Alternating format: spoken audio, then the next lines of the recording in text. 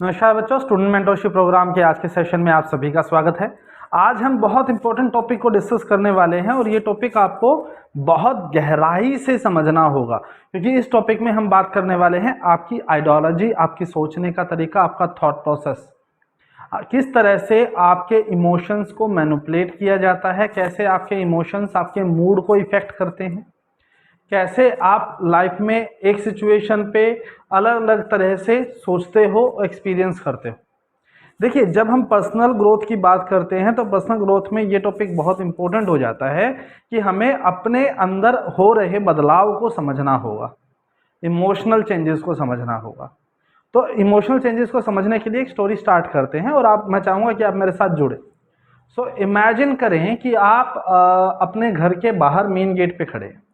Imagine करें, सोचिए, बस आराम से बैठे बैठे सोचिए कि आप अपने घर के मेन गेट पे खड़े हैं। देखिए घर का मेन गेट कैसा दिखाई देता है, क्या कलर है उसका, किस तरह का डिज़ाइन है। अब आप अपने घर के मेन गेट पे खड़े, नॉर्मल संडे का दिन है, तो आप आराम से कंफर्टेबली रिलैक्स बाहर खड़े, और सामने जो भी गली या सड़क है उस पर बहुत सारी गाड़ियाँ, रोड, बच्चे घूम रहे हैं, आप उनको देख रहे। अब उस गली या सड़क जो भी है उस पर आपने देखा एक बच्चा भाग रहा है, छोटा सा बच्चा है, वो भाग रहा है।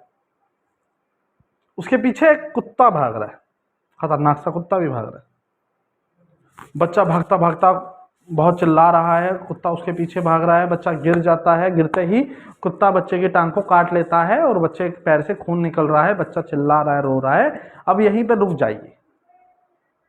अब जितना आपने सोचा है उसमें आपके अंदर किस किस तरह के इमोशंस आए हैं इस सिचुएशन के अंदर, उस इमोशंस को समझिए। पहले इमोशन में आप अपने घर के बाहर थे तो रिलैक्सेशन का इमोशन आया, शांति, आराम, रिलैक्स। दूसरे इमोशन में एक बच्चा भाग रहा है, पीछे कुत्ता भाग रहा है, कुछ एक्साइटमेंट होने वाला है, कुछ एडवेंचरस होने वाला है, तो एक्साइटमेंट, एडवेंचरस का इमोशन आया होगा। जैसे ही बच्चा गिर जाता है, कुत्ता बच्चे की टांग को काट लेता है, बहुत दुख और दर्द की तकलीफ और इवन गुस्सा भी शायद हो सकता है आपको आया हो उस कुत्ते के ऊपर। बच्चे के लिए तरस आया होगा, दया आई होगी। तो ये अलग अलग तरह का इमोशन आपको अलग अलग तरीके से आया होगा। अब यहीं पे इस इमोशन को याद रखिएगा और अब हम आगे बढ़ेंगे। तो आप घर के बाहर थे, एक बच्चा भाग रहा था सामने सड़क पे, कुत्ता भाग रहा था, बच्चा गिर गया, कुत्ते ने बच्चे की टांग को काट लिया। अब जैसे ही वहां पे कोई आया, उसने बच्चे को वहां से बचा लिया, कुत्ता इधर हो गया, कुत्ता साइड हो गया। अब जैसे ही कुत्ता साइड रोड के बीच में आया, उधर से एक सफेद तेज रंग की तेज गाड़ी आई और कुत्ते को टक्कर मार दी, और कुत्ता हवा में, क्योंकि कुत्ता बीच में आ गया था, टक्कर लग गई, कुत्ता हवा में। जैसे ही कुत्ता हवा में गया, अब आपके अंदर एक नया इमोशन आया है, महसूस करने की कोशिश करें। गाड़ी आई, टक्कर, बच्चा बचा, रिलीफ, टक्कर हुई, फिर कुछ नया होगा। जैसे ही कुत्ता जमीन पे गिरा, वहां पे बहुत सारा ब्लड हो गया, कुत्ता बेचारा, उसको बहुत ज्यादा चोट लग गई। अब कुत्ते के लिए दया आ रही है, कुत्ते के लिए दुख हो रहा है, वो दर्द में तड़प रहा है। क्या हुआ, एक पर्टिकुलर सिचुएशन में, जो कि कुछ 2 मिनट की भी टोटल घटना नहीं है, उस छोटी सी घटना के अंदर कितने अलग अलग तरह के इमोशंस हमारे अंदर आए। और कमाल की बात है, वो घटना हमारे साथ तो घट ही नहीं रही, वो तो घट कहीं और रही है। और सच तो ये है कि वो घट ही नहीं रही, वो तो आपके दिमाग में है।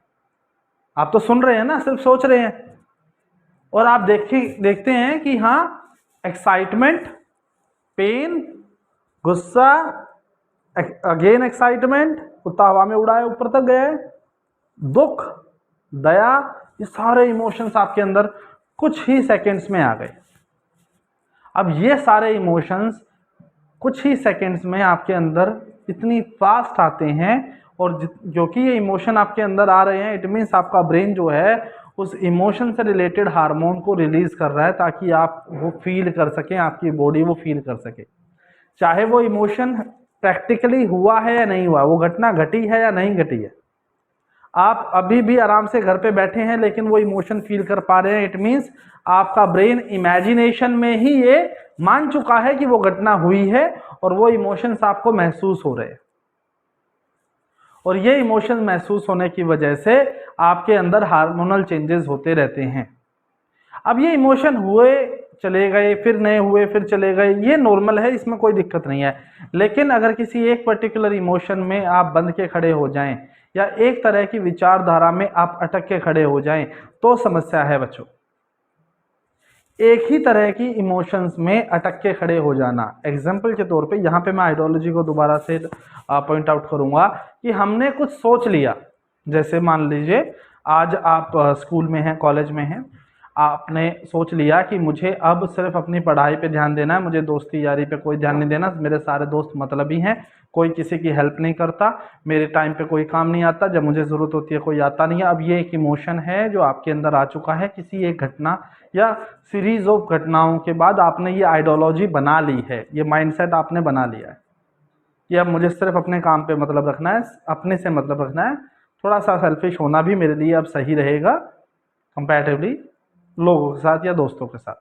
अब क्या हो गया, आपने क्योंकि एक पर्टिकुलर इमोशन को टारगेट कर लिया है, आपने एक पर्टिकुलर सिचुएशन को, आइडियोलॉजी को अपना लिया है, तो आपका ब्रेन जब भी दोस्ती यारी इमोशन घूमना फिरना या उनके बारे में बात करेगा या उस तरह की सिचुएशन पैदा होगी तो सेम वो नेगेटिव इमोशन रिलीज करता रहेगा या उस टाइप का इमोशन रिलीज करता रहेगा और आपकी बॉडी पे उसका एक एडवर्स इफेक्ट पड़ेगा, आपके ब्रेन पे उसका एक एडवर्स इफेक्ट पड़ेगा, आपकी ओरा पे इफेक्ट पड़ेगा, आपका एनर्जी लेवल डाउन हो जाएगा और आप चिड़चिड़े हो जाओगे, लोगों से मिलना जुलना आप धीरे धीरे कम कर दोगे और ये आपका नेचर बन जाएगा। It would be become a part of your nature.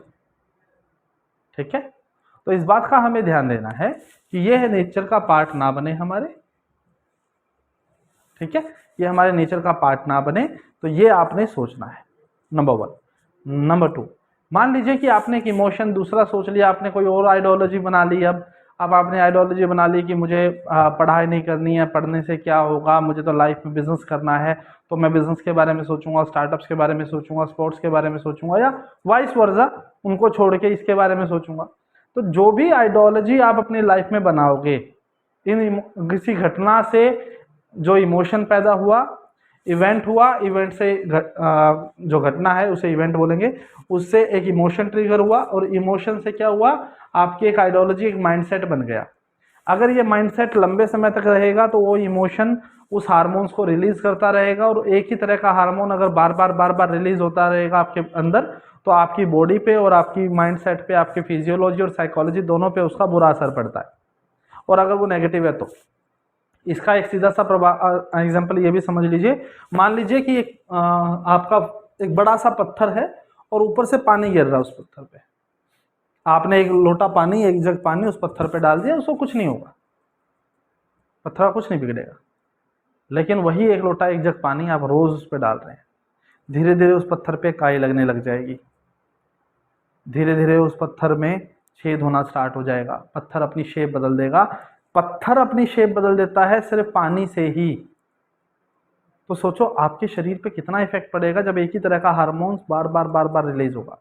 तो आपकी जो आइडियोलॉजी है, जो सोचने का तरीका है, जो आपने बिलीफ्स बनाए हैं कि मेरे ये बिलीफ्स हैं, मुझे ये चीज़ अच्छी लगती है, ये नहीं लगती है, ये सही है, ये सही नहीं है, मुझे अपनी लाइफ में ऐसे जीना है, ऐसे नहीं जीना है, ये सारी की सारी चीज़ें अगर वो पॉजिटिव हैं तो प्रॉब्लम नहीं है। लेकिन किसी घटना की वजह से अगर वो इमोशन नेगेटिव है तो उसका आपके ऊपर बहुत ज़्यादा प्रभाव पड़ता है।